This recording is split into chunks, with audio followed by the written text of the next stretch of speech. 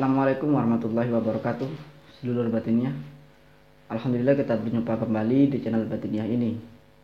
Mudah-mudahan kita semua tetap dalam lindungan Allah Subhanahu wa taala, diampuni dosa kita, dipanjangkan umur kita dan diberkahkan umur kita, dan dilancarkan rezeki kita. Amin, amin ya rabbal alamin. Sedulur batiniah, ada yang bertanya, apakah manfaat dari kodam leluhur? Nah, untuk kodam leluhur, saya akan jelaskan di sini. Untuk kodam leluhur ini kodamnya banyak sekali jenisnya. Tergantung jenis dari leluhur kita yang menggunakan. Kodam leluhur ini kan kodam yang pernah digunakan oleh leluhur kita. Entah itu kakek kita, kakek buyut kita, atau di atasnya lagi. Itu yang namanya kodam leluhur. Kodamnya leluhur. Nah, jadi jika ada yang bertanya, apakah kodam leluhur saya? Wujudnya seperti apa?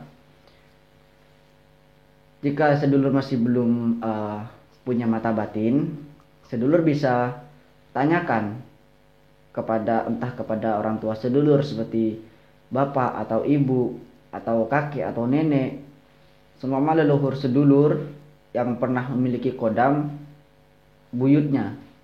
Jadi sedulur tanya kepada kakeknya jika masih ada. Sedulur tanya, apakah dulu buyut saya pernah mempelajari ilmu hikmah atau ilmu kebatinan? Atau apakah pernah tirakat? Jika pernah, sedulur tanyakan, apakah pernah melihat kakek buyut saya seperti didampingi oleh kodam? Jika menjawab benar, maka sedulur tanyakan lagi, kodamnya seperti apa? Dan selama buyut saya hidup, kemampuan spiritualnya seperti apa?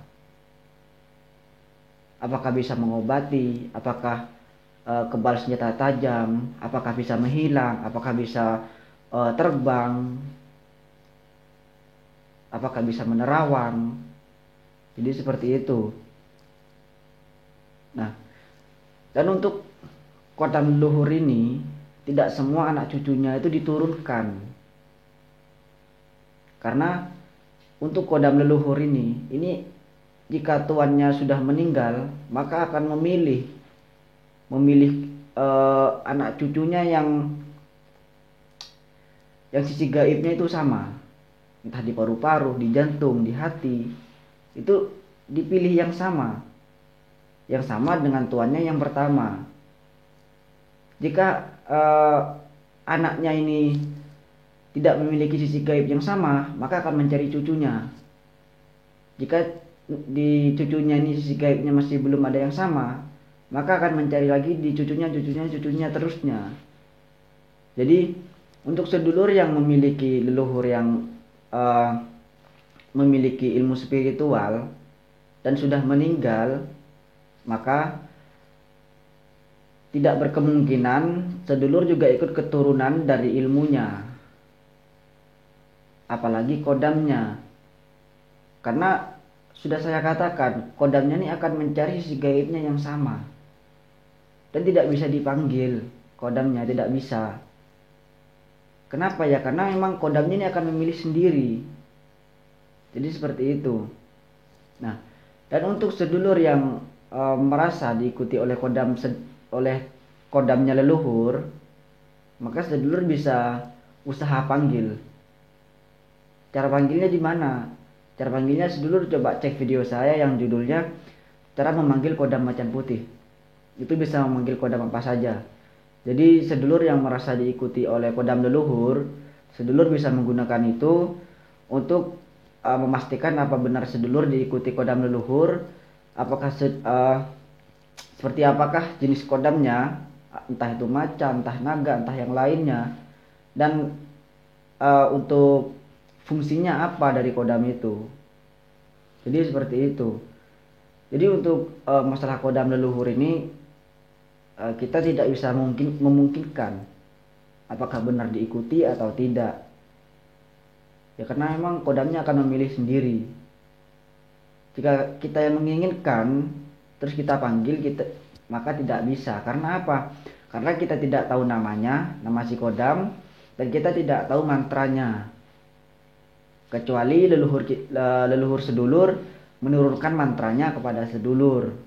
Meskipun sisi gaib sedulur itu tidak sama, maka si kodam leluhurnya sedulur itu akan bisa dipanggil dan kemungkinan besar bisa dimiliki oleh sedulur. Jadi seperti itu. Tapi jika leluhurnya sedulur tidak menurunkan mantra, tidak menurunkan doa, atau tidak menurunkan amalan, atau tidak memberitahu nama si kodam, dan sisi gaib sedulur tidak ada yang sama dengan leluhur sedulur, maka kemungkinan besar kodamnya tidak akan bisa dimiliki oleh sedulur. Jadi untuk yang bertanya manfaat dari kodam leluhur, sedulur bisa cek sendiri. Ceknya seperti apa ya? Seperti barusan sedulur tanya kepada orang tua sedulur, seperti bapak, ibu, entah itu kakek, entah nenek. Dan untuk menyaksikan langsung, sedulur bisa gunakan seperti yang ada di video saya yang judulnya cara memanggil kodam macan putih. Jadi sedulur bisa menyaksikan lewat mimpi. Jika sedulur benaran didampingi oleh kodam leluhur, maka kodam itu akan hadir dalam mimpi sedulur. Jika masih belum hadir, sedulur lakukan lagi minimal 3 kali. Jadi 3 malam. Jika pertama belum hadir, lakukan lagi malam yang kedua. Malam kedua belum hadir, lakukan malam ketiga. Jika malam ketiga belum hadir, maka sedulur tidak didampingi oleh kodam leluhur. Jadi seperti itu. Baik sedulur, kita akhiri saja. Mudah-mudahan sedulur semua mengerti dan mudah-mudahan video ini bisa menjawab dari pertanyaan sedulur. Kita akhiri saja. Wassalamualaikum warahmatullahi wabarakatuh. Salam Rahayu.